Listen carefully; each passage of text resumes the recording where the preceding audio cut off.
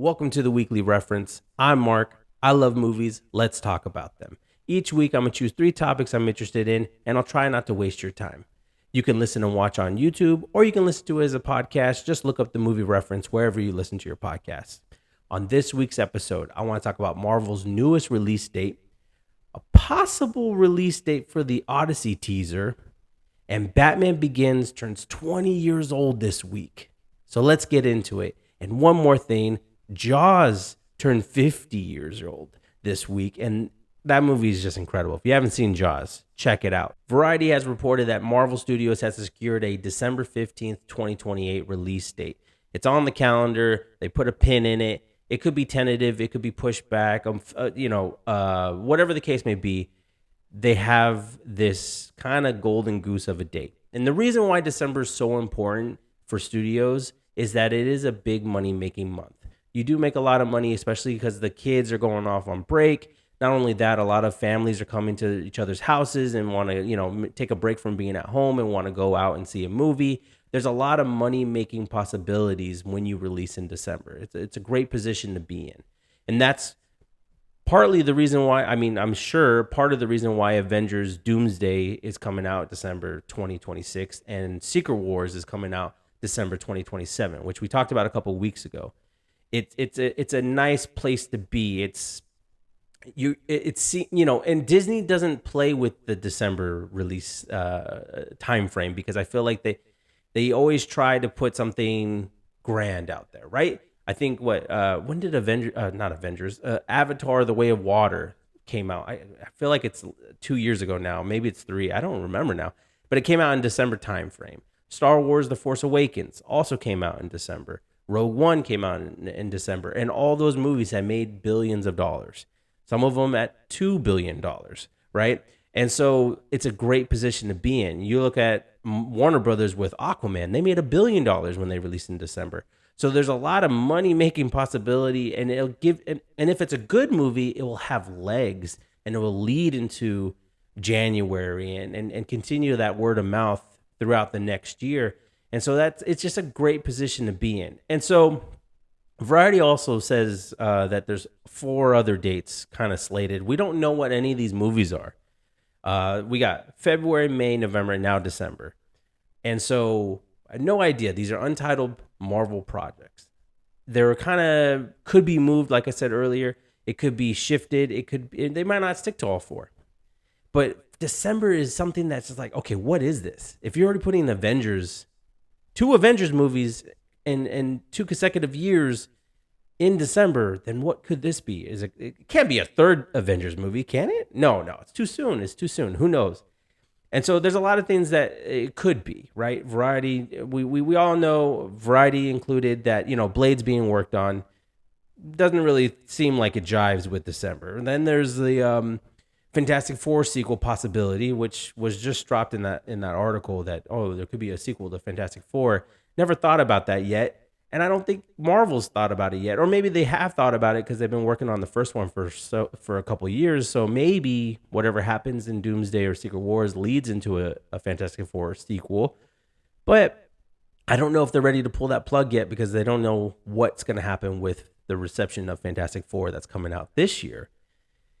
Then, of course, Ryan Coogler's working on Black Panther 3, and we know he's writing it. Thank you, Denzel, for revealing that, and then Coogler confirming it during the promotional tour of Sinners, which is incredible if you haven't seen it. But I don't know, Black Panther 3, I guess it depends on what you decide to do with the character or with that franchise and whatnot. I don't know if it quite screams a December release date. The only one that I hear a lot of people online speculating, and I'm kind of in agreement, is X-Men. But the reason why I think it's going to be X-Men is because back in May when Thunderbolts was coming out, Variety also put out an article that said that the director of Thunderbolts, Jake Schreier, was being eyed to direct X-Men. Now, it doesn't mean he was hired or anything like that, but their sources were reporting like, hey, this might be the guy. And judging by the perception of Thunderbolts, it was really promising. It was like, yeah, you know what? That's a really good idea. It sounds like a good idea. But but that also tells me that they're a little bit further along in the development process of X-Men. And we have a three-year window right now where things could get laid in place and planted as we go along to kind of definitively say, yeah, that's going to be an X-Men movie. It feels like there's a little bit more traction on that film to lead to a December 2028 release date. That's what I'm feeling. And I know a lot of people are feeling the same way. But just to kind of go through certain things, I was looking through phases 4 and 5. And it's like, who needs a sequel? Like, I was looking at the list of what came out in phases 4 and 5, and I'm like, I don't know if any of the only person that I think is logical that deserves a sequel is Shang-Chi. He's showing up in Doomsday, of course, but Shang-Chi, we've been waiting for a sequel. You know what I mean? I want to see the next chapter for that character, and it's been too long. And obviously, I don't feel like that's a December release either. I think it's going to be released a little bit earlier. And then, of course, there's Captain America. They still got to continue with Cap, Anthony Mackie's Cap, right? And he's going to be in Doomsday, but maybe he needs a sequel next. I don't know. Brave New World was such a disappointing film. I don't know. And I don't predict that we're going to see the Eternals anytime soon. I know there's talks of like a Thor 5, but they need to shift gears badly because that fourth one put a bad taste in my mouth. And I don't feel like Thor's the strongest character at the moment until maybe Doomsday comes out and is like, oh, you know what? I want more Thor. But based on Love and Thunder, I'm kind of good. Like, I'll take him in Doomsday, but I don't know if I want a Thor 5. And then Ant-Man, same thing. The last one put a bad taste in my mouth. I really enjoyed the first two Ant-Man movies. I enjoy Paul Rudd as that character, but now it's gotten to the point where it's like, I think I just want to take you as like a supporting character, or you're a part of a team up. I don't know if I necessarily want to see you in your own thing. So it's not a lot of promising characters in the phases 4 and 5, and people might be shouting at the screen, what about Deadpool? I don't know. It doesn't seem like they're very eager to do a Deadpool movie at this point in time. Then there's also Spider-Man, which we don't have to worry about because Spider-Man does have a release date of right now, July 2026, right before Doomsday. And then there's a special project, the Untitled Project as well, coming out July 2027. No one knows what that one's going to be either. So there's a lot of like weird dates. There's 5 dates that are out there that we have no idea what they're going to be. And I know Secret Wars is supposed to be like this concluding thing to this multiverse saga. So whatever, maybe that's why they're keeping it so close to the chest. Maybe that there's a reason why they're like haven't like they have the dates, but they're not going to tell you what they are because whatever happens in Secret Wars is what's going to propel the MCU forward, whether or not it ends up making a big change to the universe, or maybe it finally closes up shop and then we can kind of start up fresh, not fresh in terms of resetting. I don't want it to reset, but in terms of like, okay, now we can focus on new characters and we can build them up. And I really I want it to go back to the way it was. You know what I mean? Cap it off. I just want the multiverse saga to end. I want to go back to individual movies where they just so happen to connect or there's some like luck, rather than whatever this giant web that we're in right now, because I'm not enjoying it. I'm not enjoying it. There's been a lot of cool moments, absolutely, but it's I don't know. And I'm down for a cool team up, like I am, but I'm kind of done with the variants. I don't want to see. It's been really lovely to see actors return to their characters that they're known for, but it's like, okay, I'm good. I want to just continue. Can we pick up the baton and just move forward? Can we just make cool characters and cool movies? Because right now it just feels like it's been an odd mix of these grand ideas that have been executed poorly or not properly or not even applied to the correct character, where it's like, okay, why is that character dealing with this threat? So it just becomes this unpleasant experience. And so, yeah, I'm just like, I know that's twofold right there. That was like a little rant, but like, yeah, I want this. I just want it to end. The Odyssey teaser may be upon us. Don't get your hopes up. Take this with a grain of salt. I didn't hear this from. Listen, I don't have any sources, but what happened was I was on Instagram and this picture popped up showing that The Odyssey teaser would be dropping with Jurassic World Rebirth, and it's supposed to be narrated by Anne Hathaway. Okay. So I laughed at it because I'd never heard of the person who dropped it. I think it's World of Real. I'd never heard of them. I don't know how credible they are. So I was like, okay, whatever. But then I got curious. Is anyone else reporting this? So then I Googled it. And it all points back to a World of Real. Through a Reddit, all that stuff. It's all linked back to them. So I don't know. But I wouldn't say it's not possible.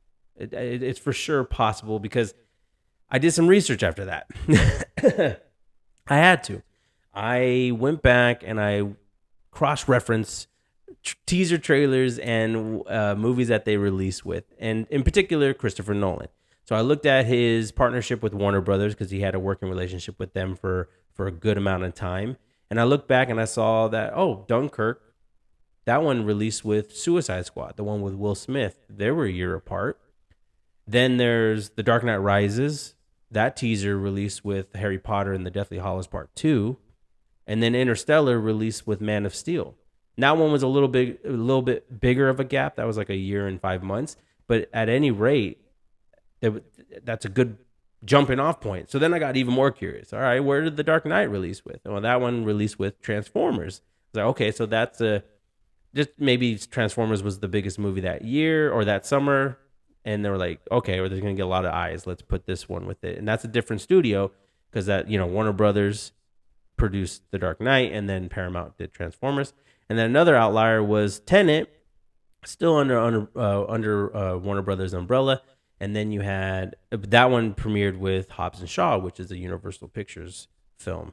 And that was a year apart. So I was like, man, that's really fascinating. I think that's really interesting. So then I looked at, now Nolan has a working relationship with Universal Pictures, and that's how he released Oppenheimer. And Oppenheimer's teaser released with Nope, and that was a year apart. And so I was like, oh, okay, all right. So now it's making sense now. It's no longer like well, maybe it feels like if you're a betting man, if you're somebody that's like, I'm willing to bet on this one because Jurassic World Rebirth is a Universal Picture movie, and so was The Odyssey. Jurassic World is kind of one of the biggest films of this year, or at the very least, it starts July really strong, right? Because you got Jurassic World, then you got Superman, then you got Fantastic Four. Perfect opportunities to promote a film a year from now, right? But it's that working relationship between Nolan and Universal that I think is probably a good indication that, we might get our first footage of it at a theater because Nolan really pushes the movie theater experience. And even Tenet and a bunch of these teasers were only specifically released with the movie, right? One of the bigger movies of the summer, and then released online. So there's a really strong case here that we could be getting the Odyssey teaser. And I didn't even think about it until I saw this post. I was like, nah, I didn't even think about it. I was thinking about, like, in terms of the show and going, oh, man, do I think I can make it all the way to the Odyssey? I don't know. But man, when I saw that, though, I was like, man, that's really cool. I don't know. And obviously, it's a marketing ploy. It is. It's a tactic used by the marketing team to be like, okay, here's one of our biggest movies. It's coming out in the summer. And guess what? Here's a teaser for next summer. So you have something to be excited for after you see this movie. Maybe you'll walk out and be like, you know what? I can't wait for next year. Odyssey's coming out.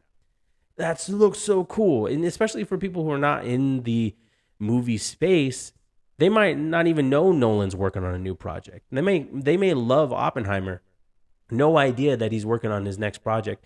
And this is the perfect opportunity to get as many eyes on it as possible with Jurassic World, because I think it's going to be I think Jurassic World is going to do really well. So as many eyes as possible, and just be like, whoa, the Odyssey comes out next year. I can't wait. So it's great marketing. I love that.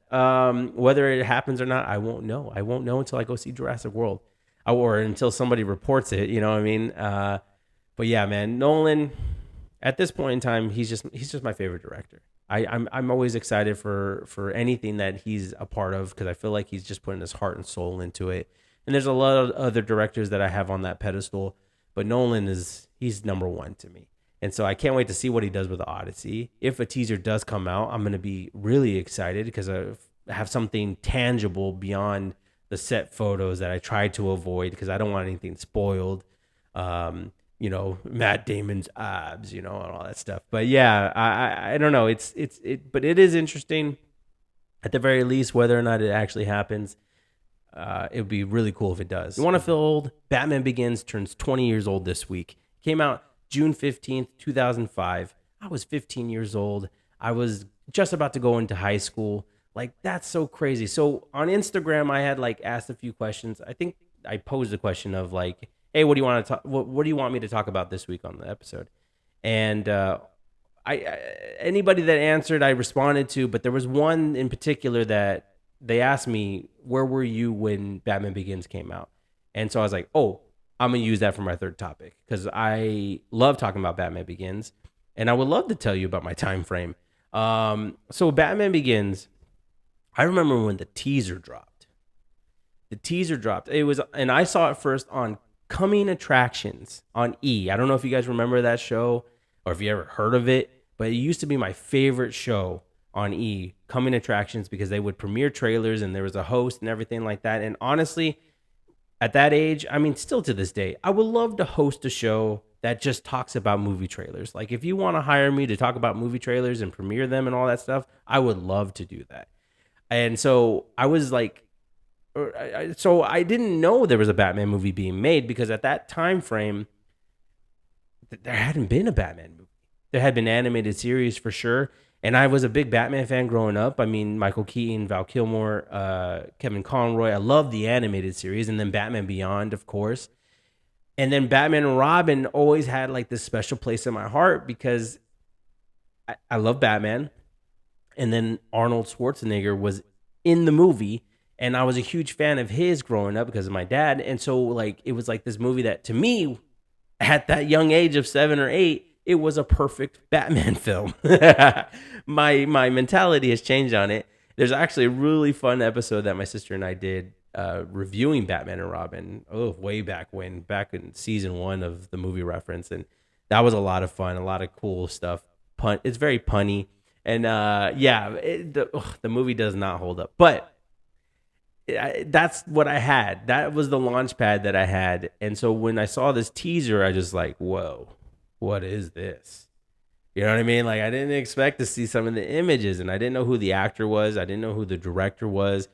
I didn't recognize anyone, to be honest with you, except for maybe one person, and that was Katie Holmes, because she was the kind of the talk of the town around that time frame because of Dawson's Creek. She was the girl next door. I felt it was so weird to see this Batman movie, and that was literally the most famous person that I was familiar with at the time. Of course, everything shifts, you know what I mean? Morgan Freeman, Sir Michael Caine, of course, Gary Oldman, Christian Bale, and all this amazing cast that I got to know because of Batman Begins. But yeah, relatively didn't know any of the cast. So weird. But to fast forward a little bit, I did go see this movie Father's Day weekend. It was my sister and I were at my mom's for the weekend, and we decided to take our dad to go see Batman Begins. So he picked us up, and we went to go see Batman Begins that weekend. And I remember just being in awe and just going, what first wrapping my head around it. And I do remember feeling a little impatient for Batman, but that's because the filmmakers were onto something, man. In retrospect, they were onto something. But I was man, okay. And I remember just loving the experience though. Even though I was waiting for Batman, I loved every minute of it. And I loved the score. I loved how it looked. I loved seeing the origin story of Bruce Wayne actually going to fight, and love seeing the continuation of not just Bruce's parents dying, right? We always see that. But to see the continuation of it, of the fact of the, what's his name? The Joe Chill, being, what's the word? I'm losing all the law jargon. Being released from prison because he had information on Falcone, and so 14 years is enough. All that stuff I thought was really cool and haven't seen before, especially in a Batman film. So I was this is really awesome. But the thing that stood out to me the most was the car chase. I mean, the tumbler chase. I mean, I was 15 years old.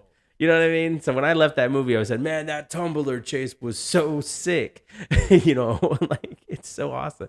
And then like a lot of great one-liners. I still like quote this movie to this day. It's not who I am underneath, but what I do that defines me. And a lot of great little things.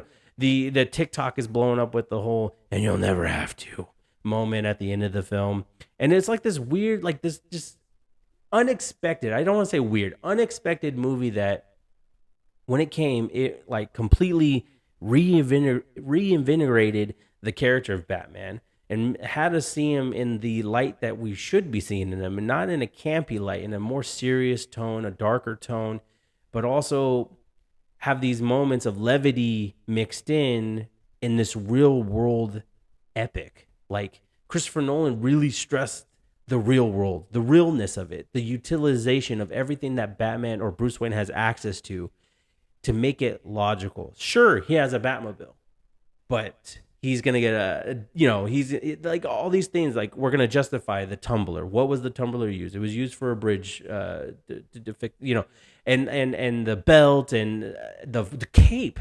You know what I mean? Like figuring out these unique and cool things to build his suit.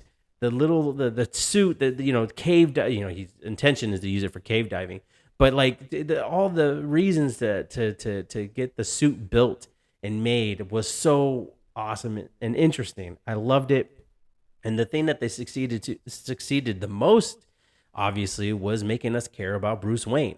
Because, like I said, when I first saw it, I was waiting for Batman to show up. And over the years, it's like, no, the importance of this movie is that I care about Bruce Wayne. And I continued to care about Bruce Wayne throughout the rest of the trilogy. That's why when Dark Knight Rises almost came to an end, right? Like there's a moment, I started watering my eyes, man. I started crying in the theater because I thought, whoa, I can't believe they did that. And so I cared about Bruce Wayne. I cared about him being Batman. I cared about Christian Bale. And the other thing that was cool is that this is, Christopher Nolan and David S. Goyer had the foresight to well, I already said it, to make us care about Bruce Wayne, but also care about the people that he's involved with, to give Alfred a more father figure role, to introduce us to the League of Shadows and Ra's al Ghul and these different villains, the Scarecrow, and to inject fear through the movie, not only through the villains, but also through Batman. Like they made him terrifying. I thought they did a really great job, and the hand-to-hand combat was so awesome. And I look back on the franchise and like, I wish we could have got more of the year one Batman fighting, because, in The Dark Knight, he doesn't have a lot of opportunities to do hand-to-hand combat. He does a couple times. And then Dark Knight Rises, he's so broken that when he does have this awesome fight with Bane, it's like, oh, he's not moving the way he used to because of, his injuries. Peace has cost your strength. Victory has defeated you. Like, man, so yeah, and then of course the score from Hans Zimmer and James Newton Howard, it's incredible. Hans Zimmer is the guy that made me get into score music, and he continues to deliver score after score that are just brilliant and just make you relive the movie. And that's what I like. I can compliment every single score he's ever done and be like, yeah, it makes me feel like I'm watching the movie again. It's so great. And that's, of course, that's the best part. That's the transparency between score and how important music is to movies and how they complement each other and how that relationship works so well. But yeah, that score. I mean, I used to play Need for Speed Most Wanted, and I used to play the Molasses, which is the song that plays during the tumbler chase. And I used to play that on repeat as I'm playing Need for Speed Most Wanted, because the police and everything like that. And even Grand Theft Auto of Vice City, like I would play those games with that score in the background. Dun, dun. I guess there's nothing else to say, but Batman Begins is amazing. You need to check it out if you haven't seen it. If you haven't seen any of the Dark Knight trilogy, get on it. To me, it's probably the best representation of Batman up until this point. And it's my favorite iteration, to be honest. Yes, I enjoy Ben Affleck. Yes, I enjoyed Robert Pattinson. But right now, Christian Bale is still my number one Batman. And that trilogy is untouchable to me. And Batman Begins is an incredible origin story. So if you haven't seen it, you need to check it out. Thanks for tuning in to this week's episode of the Weekly Reference. I really do appreciate it. Drop a comment, say hi. Let me know what you think about Marvel's Studios' new release date. Are you anticipating the Odyssey teaser? Or just tell me how much you were excited for it. I don't know. And then let me know what you think of Batman Begins in the comments below. I appreciate it. Thank you guys. Until next week.